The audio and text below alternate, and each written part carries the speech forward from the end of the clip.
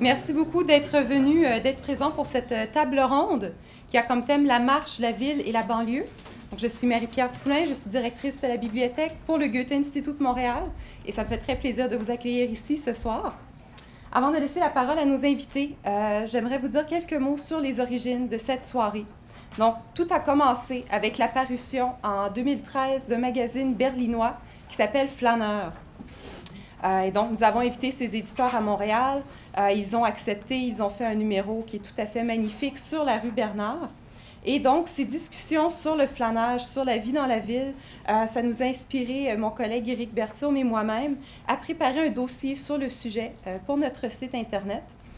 Donc, on voulait élargir le concept du flâneur à d'autres villes canadiennes.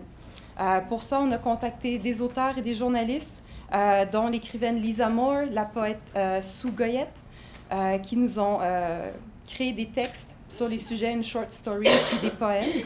Ces textes ont été mis en ligne cet été. Et suite à ça, c'est là qu'on a eu l'idée de transposer le monde numérique dans le monde réel, de rassembler quelques-uns des textes dans un fanzine que vous pouvez vous procurer ce soir après la table ronde. Et d'ailleurs, je tiens à remercier notre graphiste Zoé Brunelli pour son excellent travail de création. Donc, c'est un très, très beau fanzine. Et donc, ce soir, nous souhaitons initier une conversation à propos de l'identité urbaine de Montréal, avec comme point de départ le texte que M. Nadeau du Devoir a rédigé donc, pour notre site Internet qui s'intitule « Une banlieue nommée Montréal ». Marie Parent, qui est notre animatrice, va vous présenter nos invités à l'instant. Et d'ailleurs, je vous remercie toutes et tous d'avoir accepté notre invitation ce soir. Donc, sans plus tarder, je vous cède la parole. Merci beaucoup. Bonne soirée.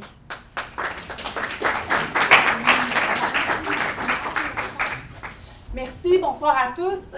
Comme l'a dit Marie-Pierre, je m'appelle Marie Parent, c'est moi qui vais animer la table ronde ce soir. Je voudrais d'abord remercier rapidement le Goethe Institut de nous avoir tous invités, et en particulier Éric Berthiaume et Marie-Pierre Poulin qui ont lancé les invitations et organisé la table ronde. Donc, avant de lancer la discussion, je vais vous présenter brièvement nos quatre invités. Donc, à ma gauche, Jean-François Nadeau, qui est historien, journaliste au quotidien Le Devoir. Il est notamment l'auteur de Bourgault et de Adrien Arcan, Fureur canadien, publié en 2010, et on peut l'entendre régulièrement sur les ondes de Radio-Canada. Où est-ce qu'il en reste? François Croteau, qui est maire d'arrondissement de Rosemont-la-Petite-Patrie et qui poursuit par ailleurs des études au doctorat en études urbaines à l'ESG-UQAM. Son sujet de thèse porte sur la gestion des parties prenantes par les promoteurs immobiliers à Montréal. Ça a changé. Ça a changé? Oh, ça change toujours un sujet. Depuis mon élection, ça a changé. J'imagine. Madame Claire Poitras, qui est directrice du Centre Urbanisation, Culture et Société de l'INRS. Ses recherches portent principalement sur l'introduction des nouvelles technologies en milieu urbain et métropolitain dans une perspective historique. Et en tout dernier, Joël Thibert, qui est urbaniste, régionaliste et consultant au bureau montréalais de McKinsey & Company. Il détient une maîtrise en urbanisme de l'Université McGill et un doctorat en politique publique de l'Université Princeton aux États-Unis. Donc, merci à vous quatre d'être présents ce soir.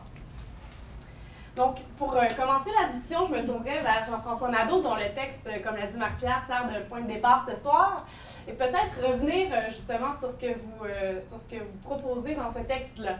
Vous écrivez que Montréal ressemble de plus en plus à une banlieue, et puis, généralement, on ne flâne pas en banlieue, en général.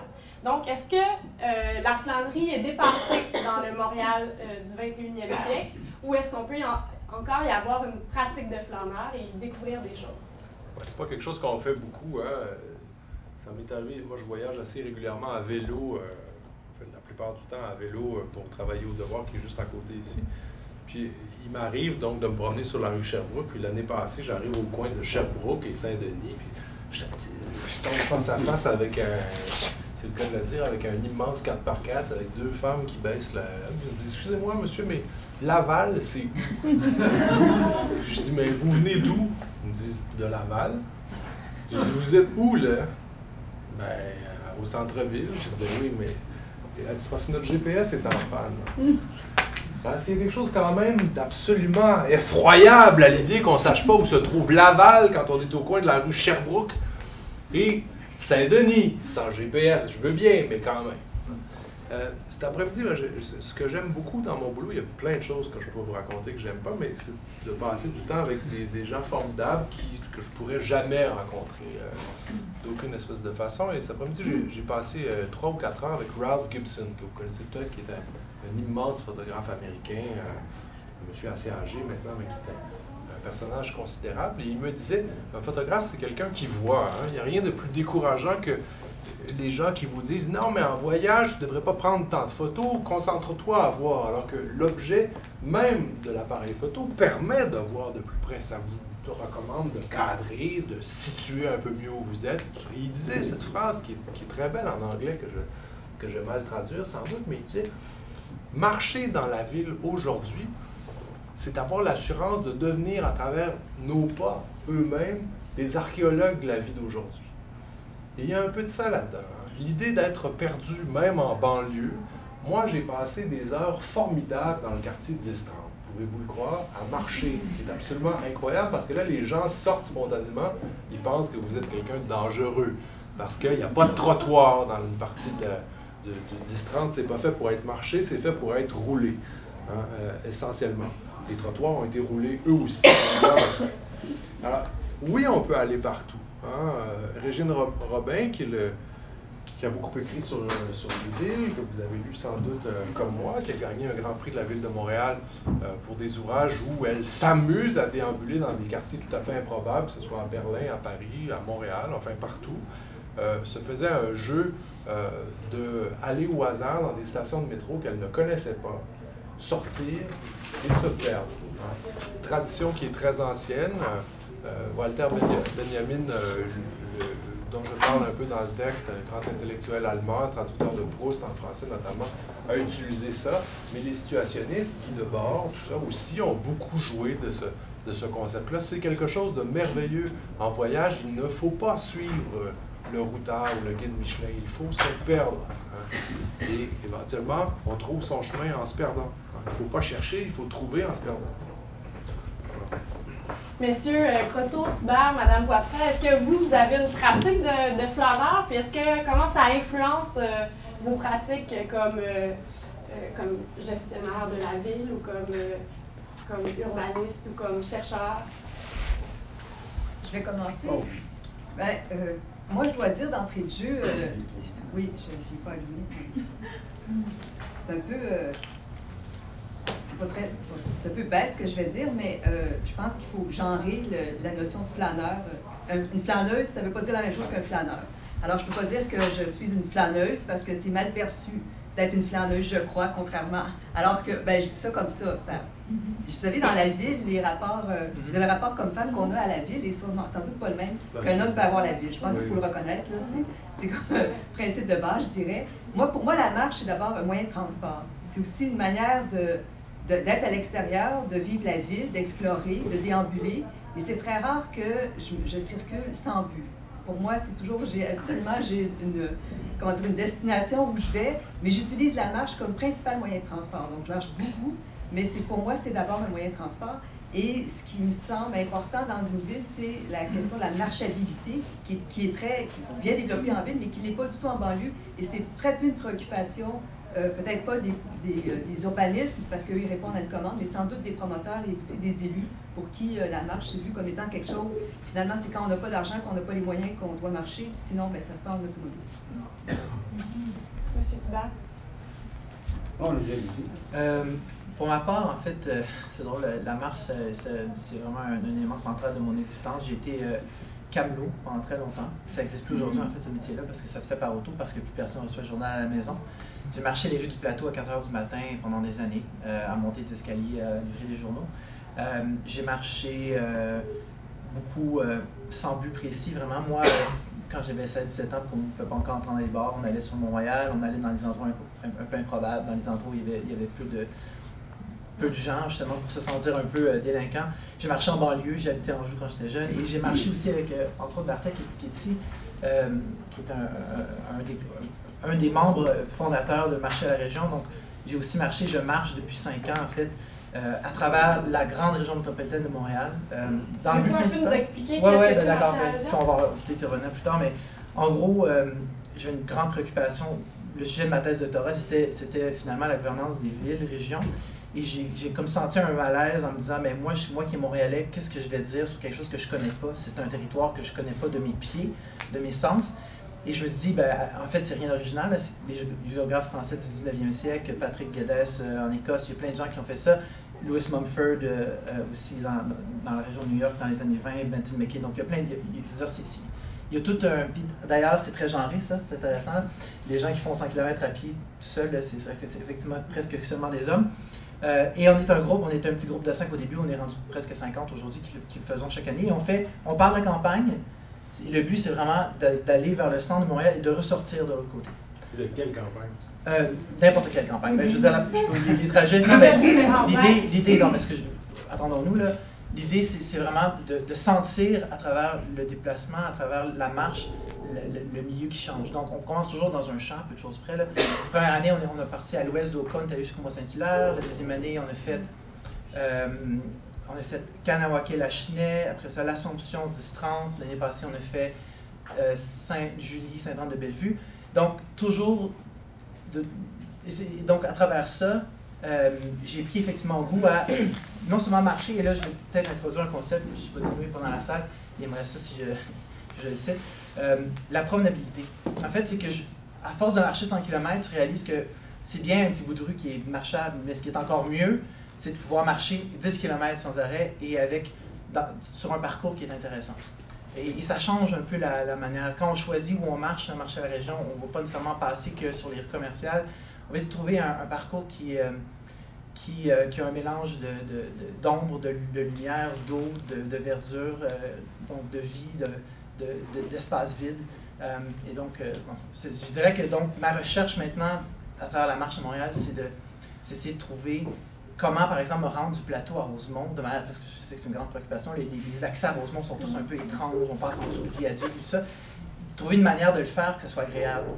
J'essaie toujours des différentes variations sur le même thème, là, y compris à travers les chemins de fer. Et c'est vraiment une préoccupation de me dire comment marcher longtemps, en fait. Mais pourquoi dans différents pays, notamment en Europe, on peut passer d'un point A au point B, puis ça devient presque une mystique. Hein, là, ici, même, il y a la quantité de gens qui font Compostelle, ou même des parcours de montagne, ou ceux qui sont des routes célèbres. Pourquoi ici, l'idée de marcher entre Montréal et Drummondville fait sourire, par exemple? Ça n'existe pas, il n'y a pas personne qui envisage ça. Ben, je peux répondre rapidement. Moi j'ai l'impression que c'est parce que notre histoire, elle est surtout fluviale. Moi, peut-être que je me donnerai la parole à la classe, j'ai l'impression que quand on regarde ce qui fait le Québec, puis la manière dont on comprend l'espace et ce qui relie les lieux, c'est beaucoup plus l'eau que la terre, en fait. Moi, c'est mon interprétation. Parce qu'en marchant à travers Montréal, effectivement, on se bute constamment à des cours d'eau, on est un archipel, Montréal, donc ça devient compliqué de suivre une ligne droite. Et par contre, c'est ça, donc, je ne sais pas, peut-être vous connaissez les gens Kanawake qui vont en canot jusqu'à... Ces initiatives-là frappent beaucoup plus l'imaginaire parce que j'ai l'impression que on a plus de référents. Descendre le fleuve, ou monter le fleuve, ou monter une rivière, descendre une rivière, ça a plus de... Encore que la ville elle-même tourne le dos au fleuve. Ben, ça c'est encore drôle parce que...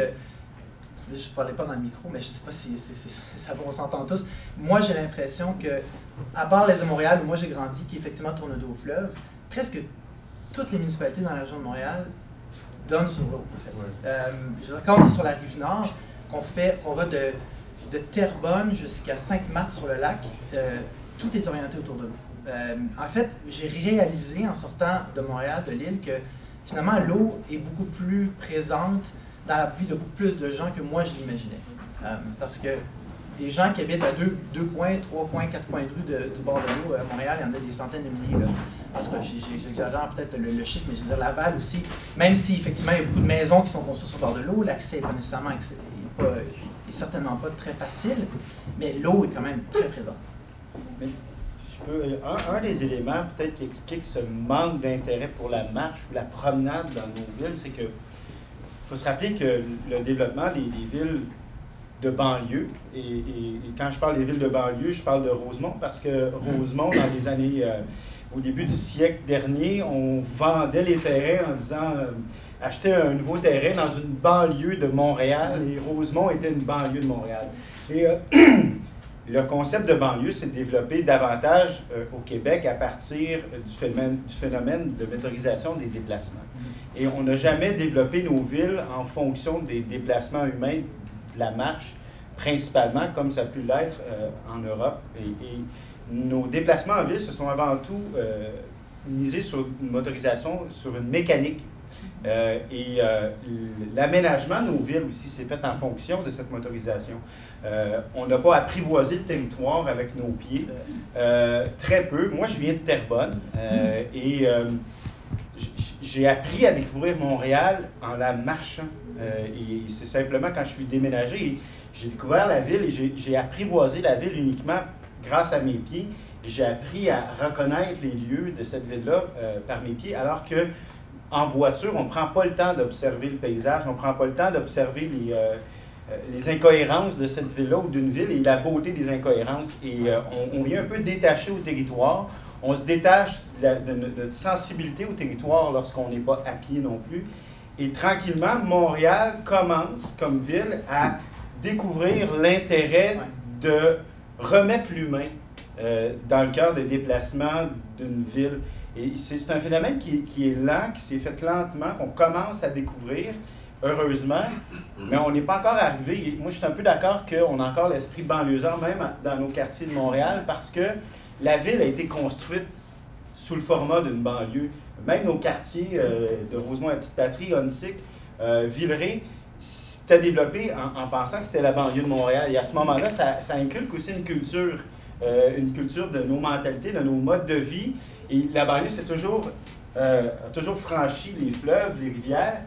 Et même ceux qui reviennent en ville transportent avec eux cette mentalité-là. Et il y a un mouvement en ce moment qui est peut-être petit, mais je pense que tranquillement, on commence à se dire mais que c'est agréable d'avoir des endroits publics où on peut se croiser, où on peut s'installer. Il y en a très peu. Et c'est ce qui, peut-être encore aujourd'hui, est peu propice au flânage, c'est le manque d'espace public où on peut s'arrêter pendant qu'on flâne, où on peut observer, où on peut regarder, côtoyer son voisin.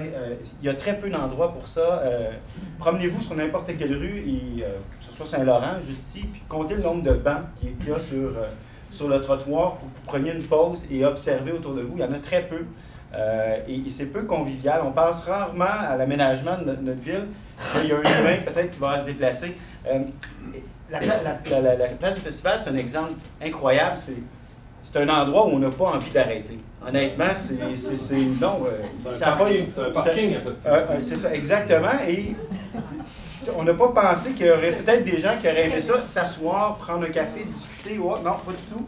C'est un lieu de passage, simplement. C'est un shortcut, excusez-moi l'expression. Et au lieu d'avoir pensé l'aménagement en fonction des déplacements, d'avoir, je sais pas moi, simplement mis champ de garnotte, puis regarder où les gens allaient se déplacer, quels étaient les parcours naturels, et aménager l'environnement autour des parcours naturels des gens qui circulent. Non, on a fait l'inverse. On s'est dit, on va l'aménager en espérant que les gens vont emprunter ces chemins-là, et c'est pas ça qui se passe. On a fait passer une route au milieu. Oui, et c'est pas ça qui se passe. L'humain va aller toujours par l'endroit le plus court dans son cheminement naturel, et si l'environnement n'est pas aménagé pour ça, il n'y aura pas envie d'arrêter. Donc, il faut revoir, on n'est pas là encore tout à fait, mais je pense que le citoyen se réapproprie tranquillement son espace par les ruelles, par un paquet de facteurs qui fait que tranquillement on va y arriver, mais je suis un peu d'accord sur le fait que Montréal est toujours peut-être d'une certaine manière... Il y a un phénomène de densité aussi qui joue dans la mesure, si on regarde les vieux films de l'ONF, notamment qui se passent sur la rue Saint-Laurent dans les années 50,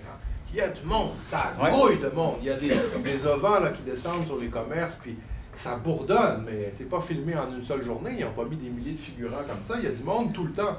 Mais à cette époque-là, on a aussi vidé ce qui était le nouveau centre-ville. Ici où on est maintenant, c'est le nouveau centre-ville. L'ancien, avant, il était dans une enceinte dans le Vieux-Montréal. On a fait en sorte de le percer, de le rendre plus accessible, de sorte que les gens puissent venir des banlieues vers une autre banlieue qui était celle du centre, venir travailler puis repartir. Il y a moins de monde. Donc c'est difficile d'avoir des espaces où il y a du monde quand la densité baisse, non? Oui, mais en même temps, la densité a pas tant baissé parce que oui, il y a des gens qui quittent. On le sait, il y a environ 20 000 ménages par année qui quittent l'île de Montréal. Mais en même temps, il y a eu de l'étendue beaucoup. Le quartier le plus dense au Canada, ça demeure le plateau Mont-Royal encore avec des bâtiments de 2 et 3 étages. Et il y a encore cette vitalité de densité, mais ça s'est transformé. Et le centre-ville de Montréal est le centre-ville le plus habité en Amérique du Nord. Qu'est-ce qui se passe? Il manque d'utilité.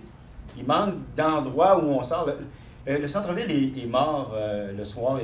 Il y a des bureaux, des tours à bureaux. Moi, je prends par exemple, j'ai vécu 3 ans à Québec. À l'époque où on a transformé le Mail Saint-Roch. Ah oui. Et on s'est dit, on va enlever le toit, ça va ramener les gens. On a amené plein d'entreprises de haute technologie, d'ingénierie, par gros coûts de subventions gouvernementales, en pensant que d'amener des travailleurs dans le nouveau Saint-Roch, dans le nouveau centre-ville, qui était l'ancien centre-ville de Québec, ça allait le redynamiser. Ce qu'on n'avait pas pensé, c'est que les gens venaient travailler, mais ils repartaient après ça à Sainte-Foy, ils repartaient à Charlesbourg, ils ne restaient pas. Moi, j'habitais Saint-Roch. Et le soir venu, il y avait la vieille faune, si je peux dire, de Saint-Roch qui reprenait sa rue. Le résident traditionnel du quartier reprenait sa rue et l'envahisseur qui venait travailler repartait. Donc, il y avait comme une dichotomie entre ce qu'on avait voulu créer artificiellement par les utilités des travailleurs, mais le jour, ils partaient. Ce qui fait que la rue demeurait vide, sans vie. Les boutiques qui étaient là, les restaurants, n'étaient pas pour les résidents, étaient pour les travailleurs. Et c'est peut-être ça un peu qui est le problème du centre-ville, c'est qu'on répond aux travailleurs, ceux qui viennent de l'extérieur. Puis par la suite, les résidents qui sont là, faites votre épicerie au centre-ville. Où allez-vous aller pour faire votre épicerie au centre-ville? C'est Complexe des Jardins, c'est tout. Et ça n'existe pas.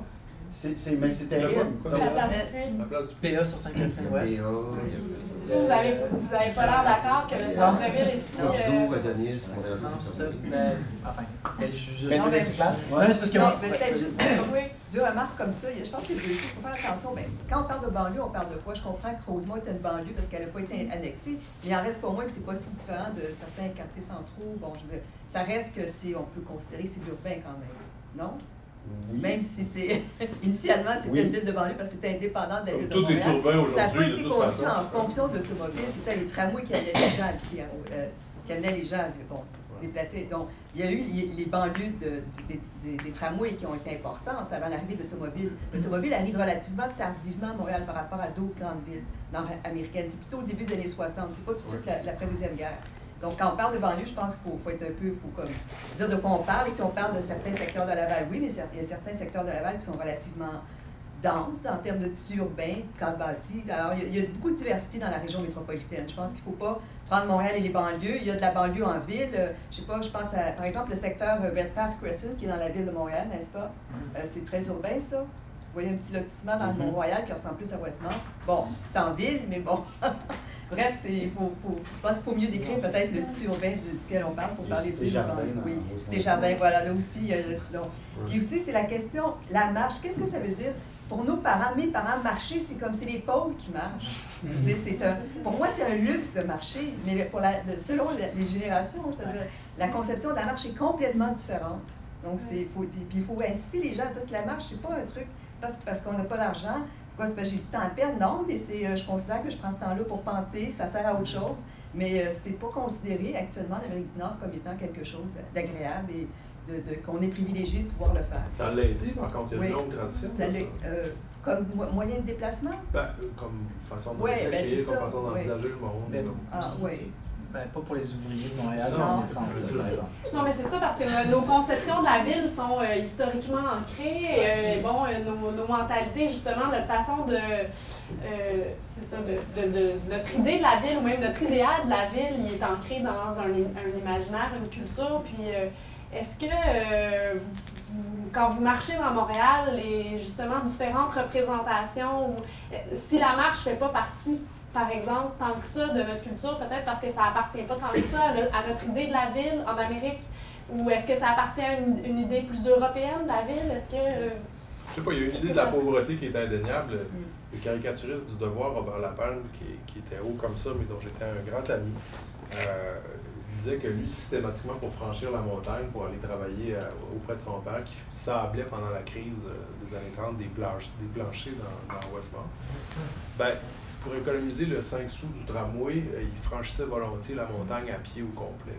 Et c'était devenu pour lui une habitude qui était d'une part liée à la pauvreté certainement, mais qui lui avait appris à voir le monde. Hein. C'est là où il réfléchissait, qui envisageait comment il allait faire son monde à lui. Et donc, il y a beaucoup de gens aussi qui ont marché. On conserve chez mes parents les sabots que mon arrière-grand-père a fait, non pas pour dans l'esprit d'établir une correspondance avec la Hollande ou je ne sais trop, mais parce qu'on n'avait pas de chaussures pour se déplacer, pour faire les travaux à la ferme pendant la crise. Donc, on faisait aussi des chaussures comme celle-là. Donc, l'idée du pied est importante. Le coureur des bois, on aurait bien pu l'appeler le marcheur des bois aussi, hein, à la limite, hein, mais c'est le coureur des bois parce qu'il court encore plus large. Le coureur des bois ne court pas, il marche. Hein, il est en canot en bonne partie, mais il est double. Hein, il fait le territoire, c'est lui qui le repère. Donc, il y a certainement une appropriation du territoire qui est dans un axe routier qui est liquide, dans une bonne partie au départ, certainement. Il y a là une part de notre existence aussi qui tient à ça. On est des bipèdes. Là. Mais j'allais juste dire, le territoire rural québécois est particulièrement difficile à marcher. Moi, c'est donc, pour juste remettre les choses en contexte aussi, je veux dire, bon, la France, c'est sûr que le réseau des grandes randonnées, je pense, a été créé même dans les années 20. C'est relativement récent, même en France, qu'on puisse marcher la campagne, mais au Québec, c'est particulièrement difficile. D'ailleurs, les routes sont étroites, à vélo, c'est dangereux. Et mes grands-parents, bon, qui habitaient Sainte-Martine, qui n'est pas très loin de Montréal, mais je me souviens que c'était toujours... En fait, on n'avait pas le droit d'aller jusqu'au village d'où ils étaient parce qu'ils avaient trop peur. Pour eux, c'était inconcevable que des enfants marchent sur notre campagne. Puis je trouve ça... Pour ça quand vous dites que ça fait partie de nous, que c'est comme un fait établi, moi, mon expérience, mon vécu me dit autre chose. J'ai l'impression qu'on est en train de l'inventer, en fait, la culture de la marche-là, mais qu'elle n'est pas vraiment... Elle ne fait pas partie de nous. Non, vous avez raison. Ce que je veux dire, c'est que dans la proximité, votre expérience est à peu près la même qu'on aurait tous ici.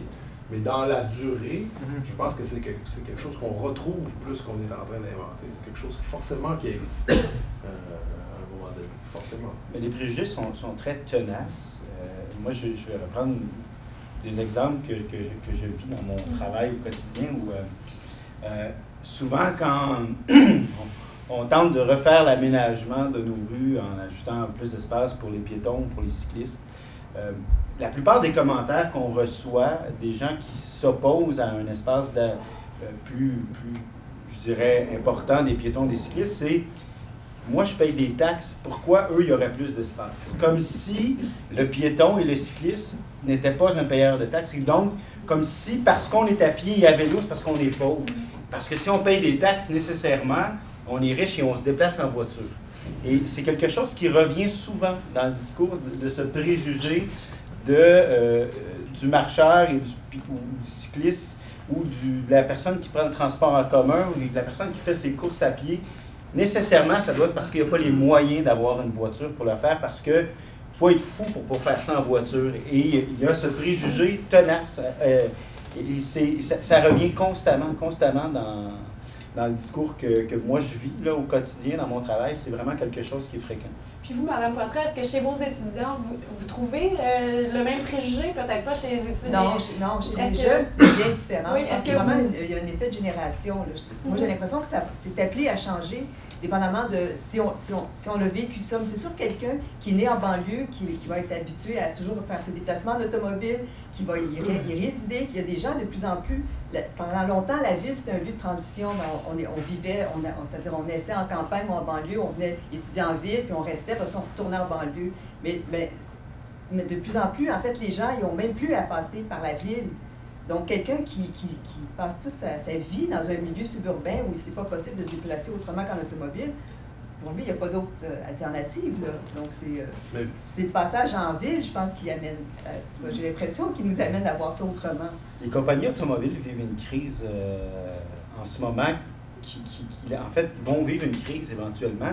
C'est le fait que les jeunes nord-américains ne vont pas chercher de permis de conduire. Il y a une chute dramatique de l'acquisition de permis de conduire chez les jeunes Parce que l'automobile ne représente plus la liberté pour ces jeunes-là.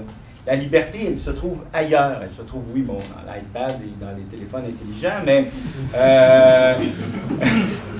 elle se retrouve aussi dans une façon différente d'entreprendre la ville puis les déplacements.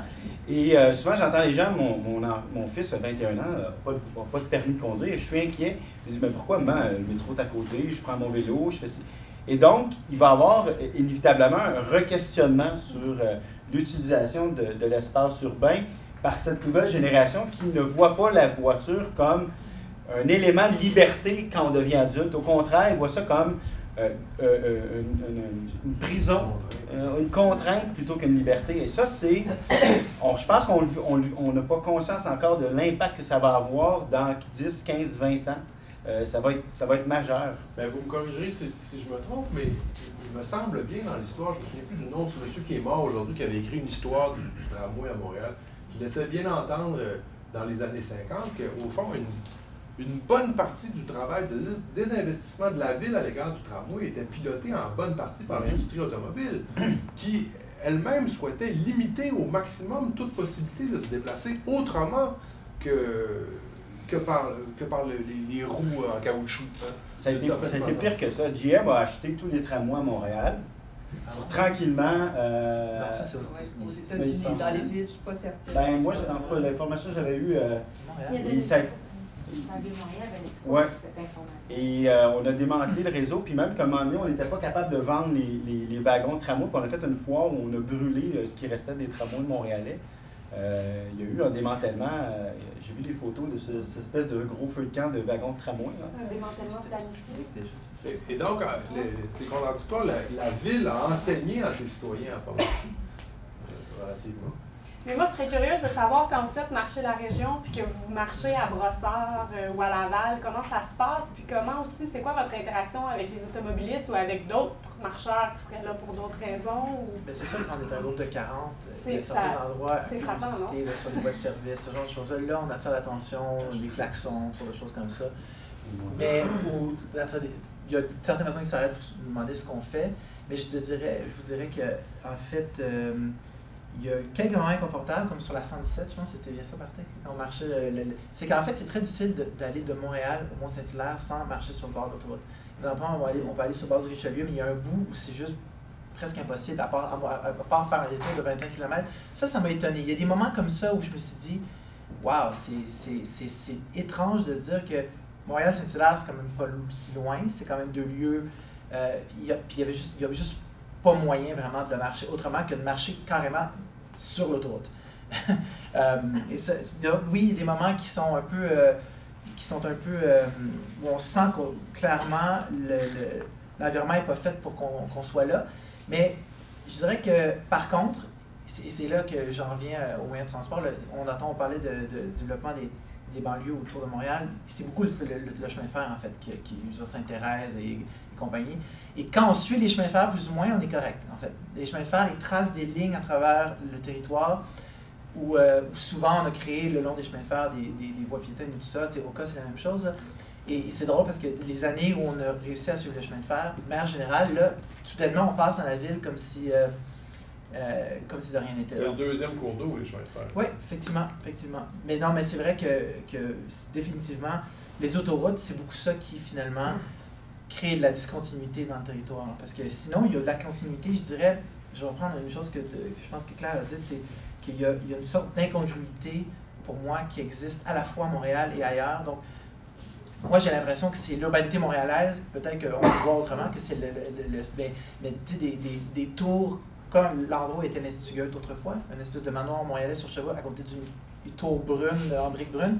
Ce genre de contraste-là, il y en a partout, en fait. À Laval, les chalets à côté de tours de 40 étages, je veux dire, des trucs, on dirait, qui sont typiquement montréalais, peut-être parce que, finalement, ce qui fait l'ensemble, ce qui fait que c'est cohérent, c'est le fait qu'il n'y a pas de plan d'ensemble et que l'urbanisme... C'est homogène dans l'hétérogène. Exactement.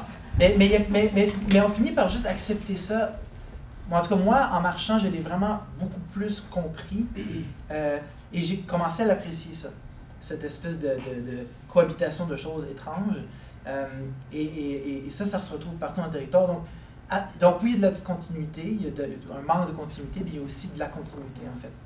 Mais je me demande si aussi il n'y a pas quelque chose dans cette discontinuité d'un peu plus nord-américain, moins qu'européen. Puis j'aimerais vous amener du côté de l'imaginaire maintenant, dans le sens de quelles sont les œuvres, les images qui forgent notre idée de la ville, puis qui font qu'on peut trouver Montréal laide ou belle selon l'idée qu'on se fait de ce que ça devrait être une ville. Est-ce que dans vos pratiques, parce que c'est vrai que dépendamment d'avec quel film ou quelle photographie on a été élevé, ou même dans quel milieu on se fait une idée de ce qui serait la ville idéale, est-ce qu'il y a des représentations comme ça ou des discours qui vous ont marqué puis qui dirigent votre façon de penser la ville, même de la lire en la marchant? C'est difficile à... Montréal, en fait, au Québec, on n'a pas une culture, très grande culture de la planification de l'urbain. C'est un euphémisme. Mais est-ce qu'on en a besoin? Non, mais c'est ça. Donc, on n'a pas toujours... Bon, il n'y a pas eu de...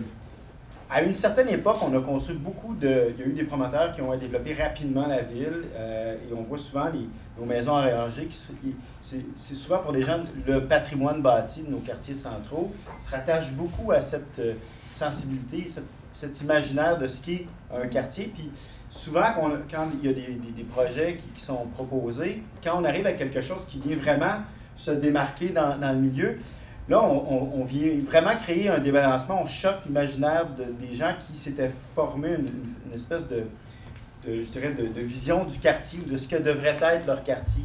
Et ça, c'est troublant, cette façon de la vivre, la ville. Et c'est quand on va à l'extérieur, qu'on voyage, qu'on vient, moi, je trouve que Montréal, et j'ai toujours dit qu'elle était très belle dans sa laideur. Et quand je parle dans sa laideur, c'est dans justement son incohérence perpétuelle partout. Et il y a quelque chose d'unique à Montréal, de ne pas avoir, comme Paris, fait des grands carrés uniformes. C'est très beau, c'est un musée. Mais est-ce qu'on veut vivre dans un musée? Est-ce que c'est gage d'une vitalité dans une ville? Est-ce qu'il n'y a pas justement un manque d'éléments qui fait en sorte que ça devient dynamique? Et Montréal, c'est un peu une ville sans arrêt à apprivoiser et à créer des nouveaux lieux. Les personnes vont la transformer. Moi, je la vois un peu comme un organe vivant sans arrêt qui se transforme au fil des années, mais qui n'a pas vraiment de... Puis, comme Claire disait, est-ce que c'est nécessaire aussi de vraiment... Bon, il y a des catastrophes comme Griffintown, oui, on pourra en parler longtemps, mais au-delà de ça, souvent, le juste milieu entre l'intervention et la non-intervention, la limite n'est pas évidente à déterminer, je pense.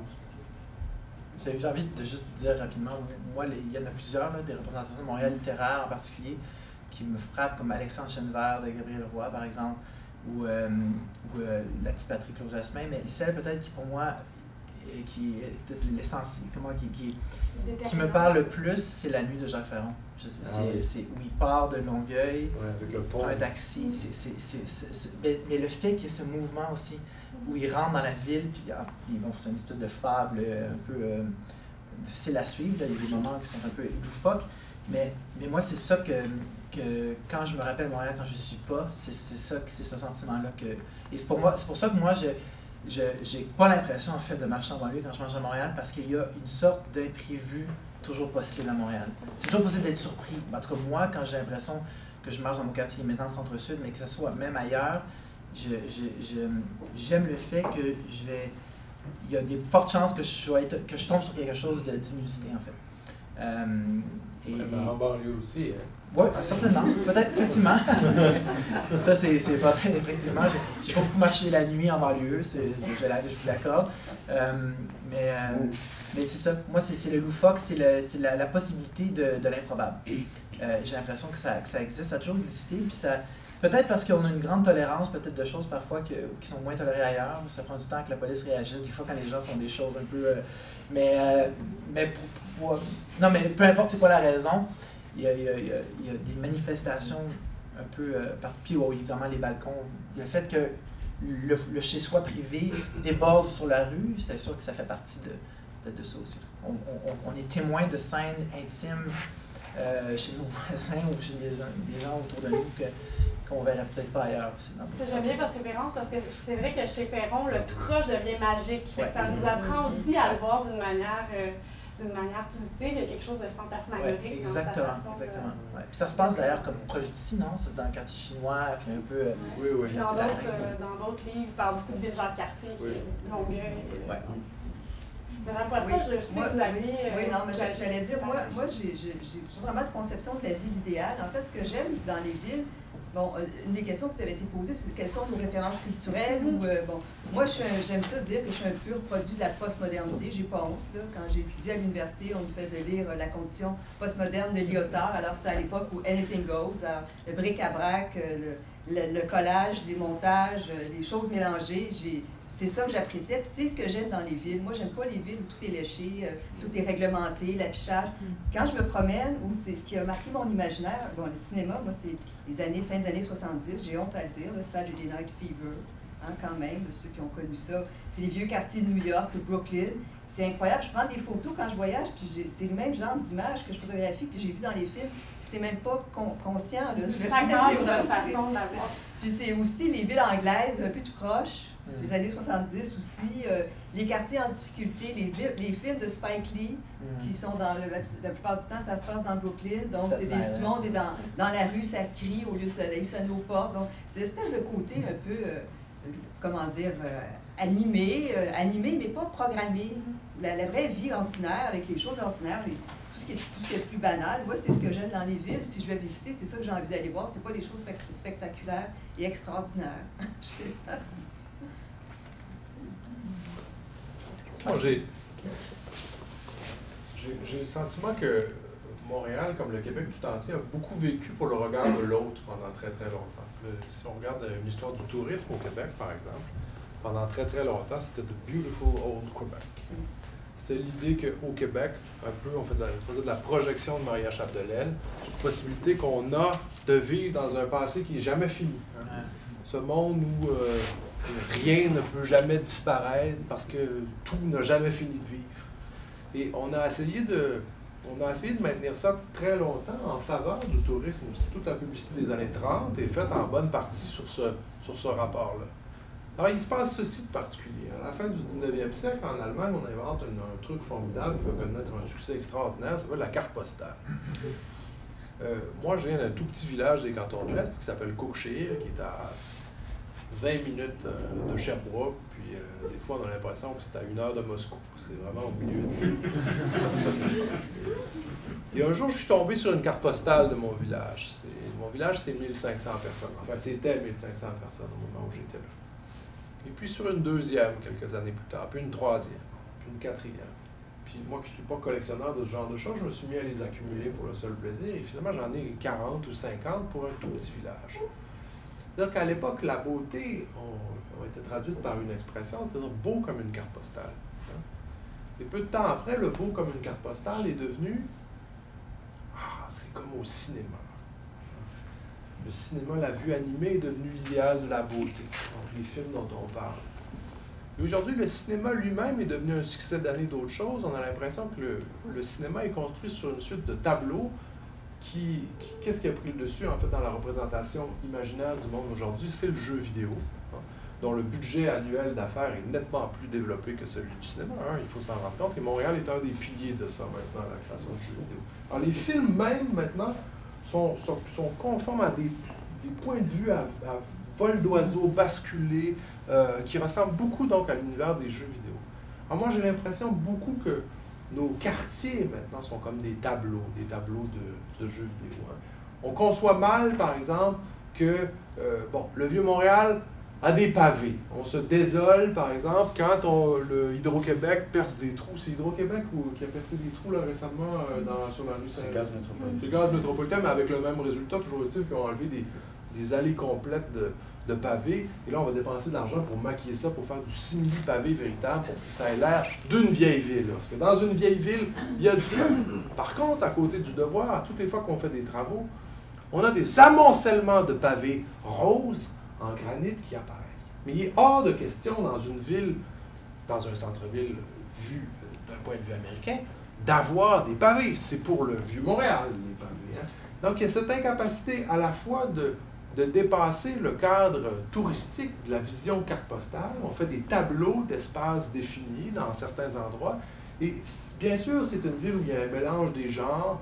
Il y a un mélange des genres faute de réglementation, mais il n'y a pas de mélange des genres grâce à une réglementation aussi. Cet aspect convivial, chaleureux que permet le pavé dans toutes les villes, on ne l'envisage pas en dehors d'une vision carte postale. Moi qui ai fait mes études à Québec, par exemple, on a passé sans doute du temps à peu près à la même époque, puisque Saint-Roch, ça se faisait à cette époque-là.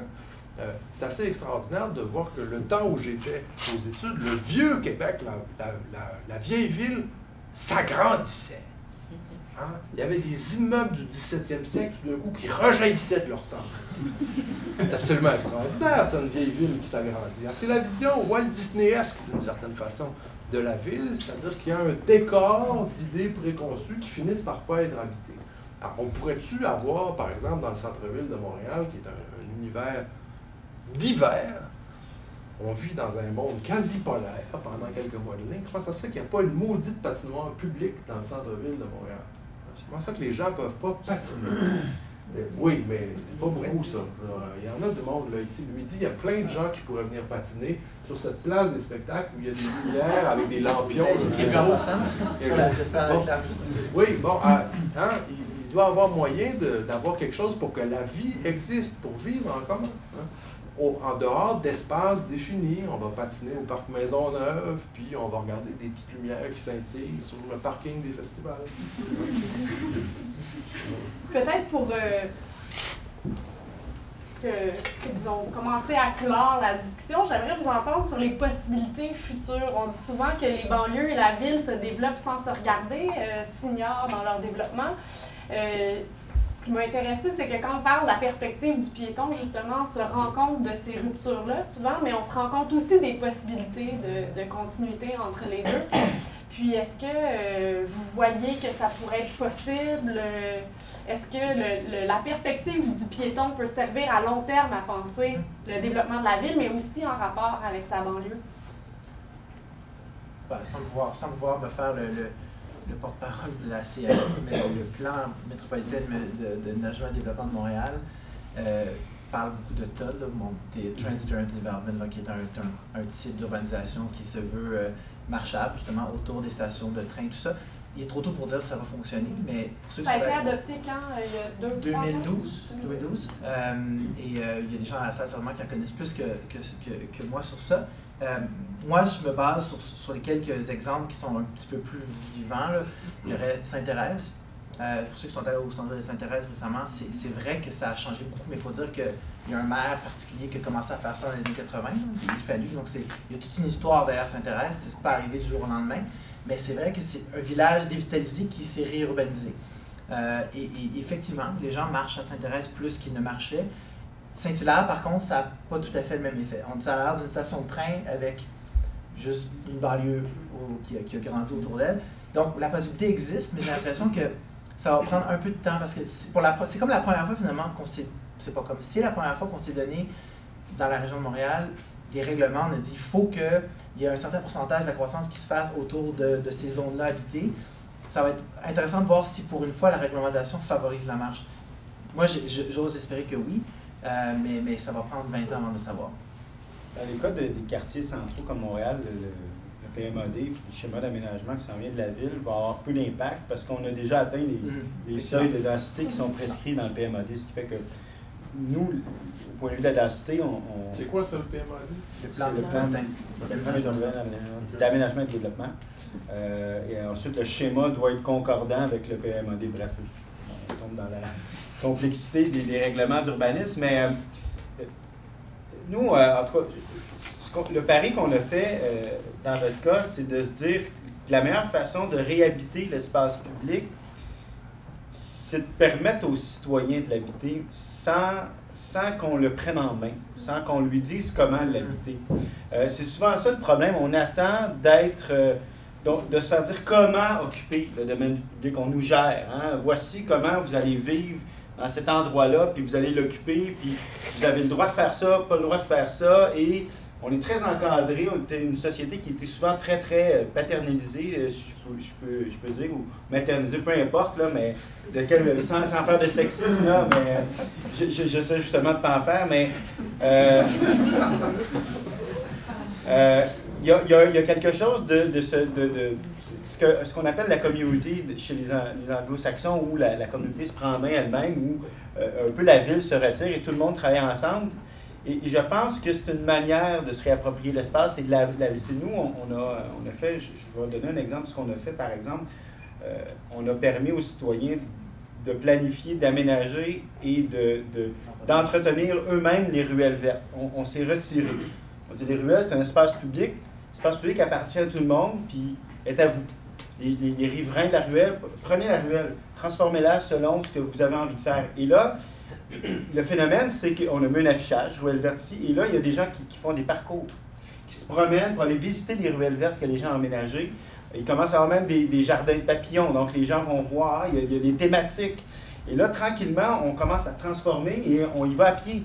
Donc, on voit souvent des couples, des familles, venez, on va aller de telle place à telle place. Puis là, il y a maintenant des cartes interactives pour des parcours de ruelles. Et là, on commence, et ça se fait par la réappropriation des citoyens de l'espace public. On a créé des jardins de rue. Les gens, on leur a dit, on va enlever l'asphalte et vous allez vous-même enlever l'asphalte. Avec le marteau-piqueur, on va juste vous fournir le conteneur pour le remplir, puis vous allez vous-même planter les végétaux. C'est économique, ça. Et oui, mais d'une certaine manière... Faut du déneigement aussi? Non. Faut pas dire trop fort. Mais le citoyen est très heureux de participer à l'embellissement de son quartier. Ça a transformé les rues. Oui, et là, les gens se parlent, et je vois les gens, même parfois, on jardine en avant. Moi, j'en ai fait un chez moi, puis là, les personnes arrêtent, posent des questions sur les plantes. Moi, je suis pourri dans les plantes, ce qui fait que je sors le petit carton pour le dire. Mais, mais ça donne une vitalité différente parce qu'on habite l'espace, et en habitant l'espace, nécessairement, on va diminuer les nuisances qui font que parfois, peut-être désagréables, et peut-être qu'on va davantage respecter le voisinage et nous permettre de plus nous promener et d'aller voir nos voisins. En tout cas, moi, je pense que c'est un peu de redonner l'espace aux humains qui va faire en sorte qu'on aura envie de l'envahir de nouveau, cet espace-là. Et de se retirer, je pense, c'est nous, comme institution qui veut tout gérer, tout réglementer, tout encadrer, tout nettoyer, tout... de dire, OK, on cède notre pouvoir, on vous le donne. Ça, c'est insécurisant pour beaucoup de personnes, surtout ceux qui s'occupent à gérer ça, mais parce que, tout d'un coup, qu'un citoyen passe un trou dans une conduite, mais il faut, je pense, lâcher prise à un moment donné, comme citoyen montréalais, puis se dire, faisons-nous confiance collectivement, qu'on peut être meilleur, puis se réapproprier cette ville-là, et peut-être que c'est comme ça aussi qu'on va lutter contre le cynisme, mais bon, c'est autre chose. Madame Poitras, oui. Vous qui avez observé aussi la banlieue, est-ce que vous voyez que ce que décrit M. Croteau, ça fait aussi son chemin dans d'autres municipalités, à part peut-être Sainte-Thérèse? Oui, très peu, mais en fait, ce qu'on constate, c'est que on parle beaucoup d'une forme d'interdépendance entre la ville-centre et les banlieues. Là, je parle à l'échelle de la grande région métropolitaine. Mais je crois que les banlieues sont de plus en plus autonomes. Mm-hmm. Et donc, il y a beaucoup moins d'interdépendance, contrairement à ce qu'on pense, ce qui n'est peut-être pas l'idéal non plus, parce que c'est une grande région. Puis je pense qu'il faut penser Montréal à cette échelle-là. Il faut à la fois penser la ville ou l'urbain à l'espace, à l'échelle du quartier, de la ruelle. Ça, c'est des initiatives extraordinaires. C'est ça qui change le quotidien des gens. Mais à une autre échelle aussi, en termes de distribution des ressources, d'accessibilité aux services, de lieux d'emploi. Ça se passe à l'échelle métropolitaine, puis si on regarde ça à l'échelle internationale, c'est pas Rosemont rayonne, mais on s'entend que c'est la région métropolitaine d'abord qui est connue. Alors, ça va être la difficulté, comment concilier ces deux échelles-là et faire en sorte que Montréal soit une grande région qui très diversifiée, avec toutes sortes de pratiques, mais en même temps qui permet aussi une qualité de vie à tout le monde, ce que j'ai l'impression que, en tout cas, certaines banlieues vont pas prendre le virage du développement durable, si on peut l'appeler comme ça, puis c'est pas parti pour ça non plus. Donc, il reste encore qu'un modèle traditionnel qui est très fort et qui continue à être mis en place. Le modèle de la banlieue résidentielle, le pavillon individuel avec l'automobile, le gazon. Quand on se promène dans la région de Montréal, on continue à concevoir beaucoup de secteurs comme ça, même si le PMAD insiste sur l'aménagement des TOD. il en reste pas. C'est quoi ça, le PMAD? C'est le plan d'aménagement et de développement et un TOD, c'est un aménagement conçu en fonction du transport collectif. Ben, j'ai une bonne anecdote. Dans le PMAD et tout ça, il prévoit une espèce de TOD à Pierrefonds, à l'extrémité de Pierrefonds-Roxborough, parce qu'éventuellement, la 440 va se rendre là. Et donc, il y aura probablement des autobus et des moyens de transport. On va construire de la densité à Pierrefonds-Roxborough. À côté et à Laval, c'est la même chose. On a construit des pseudo-tours autour du métro Montmorency. Bon. Mais c'est ça, est-ce qu'il n'y a pas une rivalité qui s'installe entre les municipalités de banlieue Montréal au détriment de la ville-centre? Ou est-ce que les villes peuvent se mettre en valeur? Vous, je sais que vous avez écrit que les municipalités peuvent se mettre en valeur en elles-mêmes tout en ne nuisant pas à Montréal. Est-ce que c'est possible? Ben, est-ce qu'il y a quelque chose à mettre en valeur aussi dans ces municipalités de banlieue? Oui, c'est vrai, il y a plusieurs choses en même temps. Donc oui, c'est possible, je pense. Surtout, mais parce que dans le fond, la réflexion du PMAD, c'est plutôt qu'on a un territoire métropolitain, entre autres agricole, il faut protéger. Comment est-ce qu'on fait pour utiliser les ressources qu'on a le plus efficacement possible? C'est vraiment une réflexion plus technocratique, en fait, sur comment est-ce qu'on maximise les infrastructures de transport. C'est vraiment plus ça, la réflexion du PMAD. Elle n'est pas vraiment autour de la marche, mais la marche peut-être peut être une résultante. Mais est-ce que les villes peuvent toutes grandir? Moi, je pense que oui, parce que, bon, comme le disait François tantôt, oui, Montréal perd des familles, on n'arrête pas d'en parler, mais il y a aussi des familles qui viennent à Montréal qui sont souvent d'autres pays. À date, c'est kiff-kiff, mais il y a quand même l'habitation continue à se construire, puis continue à se vendre. Donc, moi, j'ai espoir que la vitalité, elle peut exister un peu partout. Puis juste peut-être, moi, la chose, je vais m'accrocher peut-être à une idée de Jean-François, c'est ça? Tantôt qui disait pourquoi est-ce qu'on n'a pas au Québec une idée mythique de la marche? Puis dans le fond, c'est une idée un peu farfelue, mais c'était un peu ça qu'on voulait faire au début, puis ça me donne envie en fait de continuer à le faire, que effectivement de créer des pèlerinages en fait, de créer de trouver une manière en fait il y aurait toutes sortes de parcours qu'on pourrait inventer, mais peut-être justement c'est peut-être comme ça en fait qu'on arrive à penser comme région. C'est si on fait émerger, bon, il y a la route verte déjà qui existe, il y en a des parcours cyclables qui traversent la grande région, mais est-ce qu'il pourrait y avoir des parcours marchables, promenables, qui sont connus, qui sont identifiés? Peut-être que c'est une manière de briser les sous-régions de la région qui se regardent. Ouais. Puis est-ce que ces réseaux-là doivent être intégrés au réseau existant? Je pense qu'il y a quand même tout un réseau de routes au Québec, mais on sait que Transport Québec, je pense que les piétons n'ont pas d'affaires sur les routes. Donc, c'est pas parce que les voies sont pas là, c'est juste que les accès sont pas possibles. Donc, parce que on peut traverser l'Amérique du Nord à pied sur des sentiers conçus pour les piétons, mais pourtant, il y a tout un autre système aussi, mais qui n'est pas, finalement, qui va être utilisé pour toutes sortes de raisons, notamment de sécurité, là, mais je ne sais pas s'il y a une réflexion à faire là-dessus aussi. Profiter de ce qui est là. Oui, initiative du MTQ. Oui. Pèlerinage. Avant de finir, on pourrait peut-être prendre une ou deux questions dans la salle. Il y a aussi un vin d'honneur après auquel je vous invite à participer. Vous pourrez discuter avec nos invités. Oui, monsieur. Je voulais juste apporter une précision concernant le centre-ville. On a parlé tantôt de sa densité. Il faut savoir que le centre-ville a beau être le deuxième centre-ville en Amérique du Nord le plus populeux, mais sa population, sa densité résidentielle est tout de même une densité de banlieue encore, alors on se parle. Un jour, peut-être que ça va atteindre celle du plateau ou un peu, ou de Rosemont, partie Est, mais c'est pas le cas actuellement encore. Alors, c'est juste ça. Oui. Moi, je voulais faire un commentaire sur le fait qu'une ville planifiée, ce soit une ville plus agréable, plus... je fais moi-même aussi un doctorat, moi je le fais en urbanisme à l'Université de Montréal. Et puis, pour avoir passé 5 années, mes 5 premières années à l'université, en Outaouais, je peux vous dire qu'une ville plus planifiée, en l'occurrence Ottawa, la ville qu'on dit probablement la plus planifiée en Amérique du Nord, après peut-être Washington, ce serait pas mal tout juste. C'est pas exactement la ville la plus humaine. On dit bien planifiée. Ottawa, bon. Mais pourtant, elle a été, et on pourrait pas vraiment dire que le plan Grébert, c'était n'importe quoi. Ça s'inscrivait dans une époque, mais sortir la gare du centre-ville, sortir les industries, les nuisances du centre-ville, faire un réseau de promenade et tout, c'est toute une série d'interventions qui voulaient rendre la ville plus belle. Il y avait une commission d'embellissement et tout. Alors, le fait de faire une adéquation systématique entre ville planifiée, ville agréable, ou ville planifiée, ville bien planifiée. Moi, j'aurais plutôt tendance à dire que c'est des initiatives comme celles que vous avez mentionnées qui sont le fruit d'une réflexion, mais pas d'une intervention de planification, plutôt le fruit d'une délégation de compétences en aménagement à des citoyens. Je pense que ça peut générer des bien meilleurs résultats. Et je sais que je ne me ferai pas d'amis parmi la communauté d'urbanistes québécoise ou canadienne en disant ça, mais je pense que plus une ville est planifiée, plus il y a de risques à dérive. C'est sans doute très très vrai, mais dans ce cas-là, il y a quand même quelque chose qu'il faut dire, c'est de confondre une illusion avec une ville. Hein? Je veux dire, Bytown, par définition, c'est un artifice de bout en bout. Hein? Il faut d'abord qu'il y ait un tissu humain quelque part. Hein?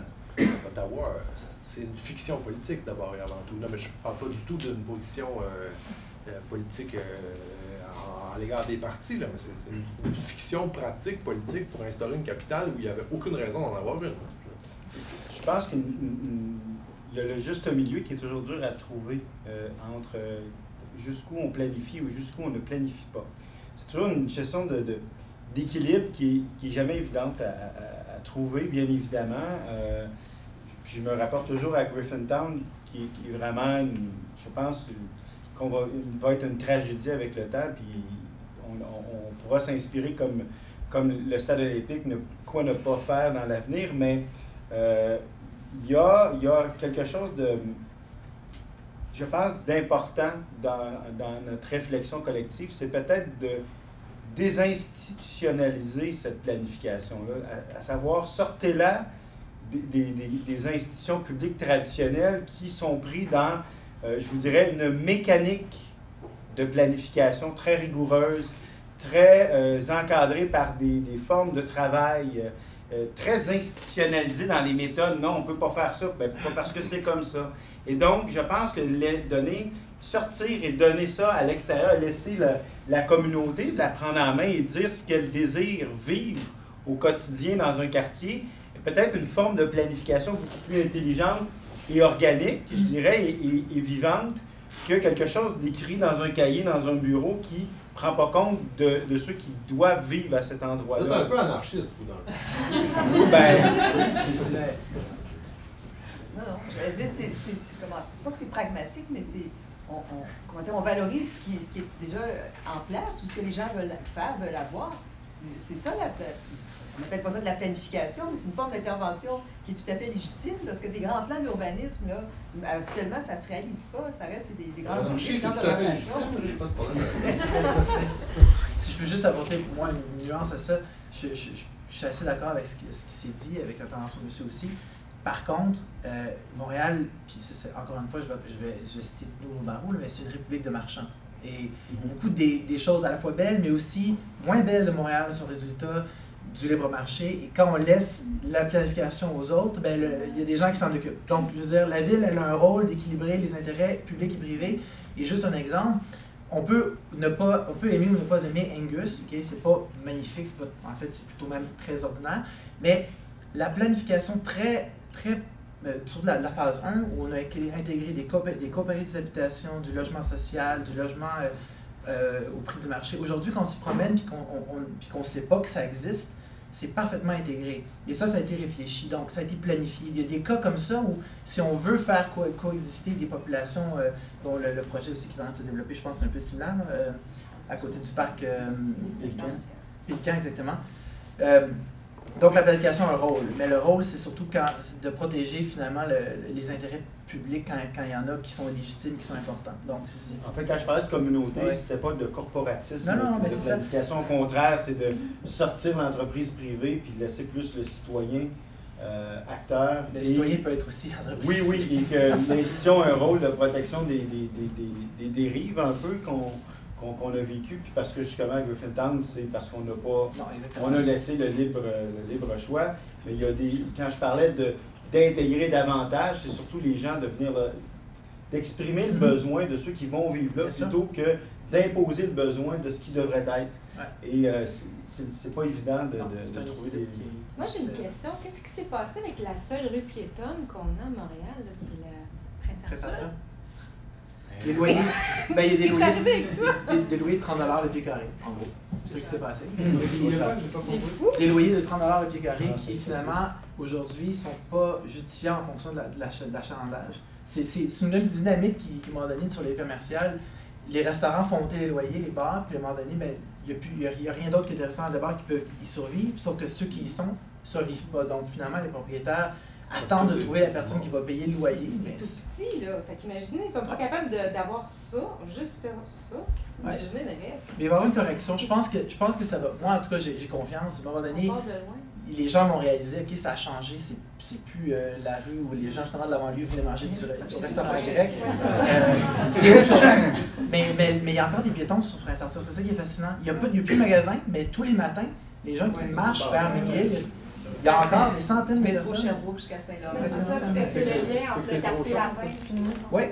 Ben, moi, c'est l'impression, c'est un peu ce que j'ai parlé, je sais pas si les gens peut-être connaissent Spotlock, mais on en a entendu parler plus à Jérémy Montréal. C'est des jeunes qui essaient de mettre qui font des études de marché où ils demandent aux gens dans la rue qu'est-ce que vous voulez comme commerce ici, en fait. Ça a été fait sur Ontario récemment, je ne sais pas s'ils sont venus dans votre quartier, et ils ont approché des gens sur la Prince-Arthur et ils se sont fait dire, ben, c'est parce que nous, on cherche tel loyer, mais ils se sont dit, ben, il n'y a personne qui va vous louer ça à ce prix-là. Il y a à un moment donné une réalité qu'il va falloir juste que des propriétaires acceptent. Ce qui est fascinant de ça, c'est que la plupart des rues qui ont été très aménagées, très belles, avec le temps, les loyers sont devenus excessivement chers, ce qui a causé une fuite des commerces. Et là, qui rend complètement vide une rue commerciale. La plupart des rues commerciales aujourd'hui qui ont de la difficulté au point de vue de la vitalité, c'est parce que les loyers sont trop chers. Prenez la petite Italie, toutes les rues transversales sont remplies de vitalité, il y a des commerces partout, des restaurants, Saint-Laurent est vide. Et la différence, c'est que c'est du simple au double pour les loyers. Et tous les restaurateurs qui vous le disent, parlez à Stéphano, par exemple, qui vient de s'ouvrir 2 restaurants, il va vous dire, ben jamais je vais aller sur Saint-Laurent, c'est bien trop cher, c'est pas rentable. J'ai pris un commerce juste à côté, puis j'ai un loyer, et ça va bien.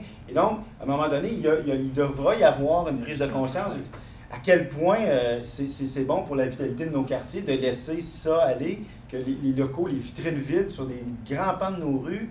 Ça, c'est un impact aussi sur. On parle de la marche, mais je veux dire. Oui, c'est ça. Tu n'iras pas marcher sur une rue si toutes les vitrines sont vides. Ça rend les rues inquiétantes aussi. Là, oui, tout à fait. Saint-Laurent entre Sherbrooke et le Roi. Exactement. Souvent, les acteurs vont nous dire si vous ne voulez pas que les loyers augmentent, faites rien. Laissez-les comme ça. Même si c'est laid, c'est pas grave, les loyers restent pas élevés. Mais c'est fascinant, ils ont peur qu'on intervienne pour embellir le paysage urbain au cas où le loyer augmenterait. Mais c'est fou là, de penser comme ça, mais on est arrivé là en ce moment. On a fait une grosse consultation auprès de nos commerçants, de nos gens d'affaires, puis c'est unanime. N'intervenez surtout pas, améliorez surtout pas le paysage urbain, tout d'un coup que les loyers augmenteraient. Sauf qu'en même temps, Saint-Hubert a 2% seulement de toute l'occupation. Il y a des rues qui... Oui, puis Masson a moins de 1% maintenant. Bon, il y a des bons exemples. D'autres que... Puis eux, les logements, les prix augmentent pas encore. Dans ces cas-là? Dans le cas de Masson, c'est très spécifique parce que 80% des locaux appartiennent à une même famille. Là, donc, lui, ça, c'est une vraie planification commerciale. Là, mais... c'est la famille Schiller. C'est la famille Schiller. Et ouais, mais ça, c'est... Mais ça, c'est une histoire en soi. Je suggère qu'on puisse poursuivre ces discussions et ces histoires autour d'un petit verre de vin avant de retourner marcher dans le Montréal froid.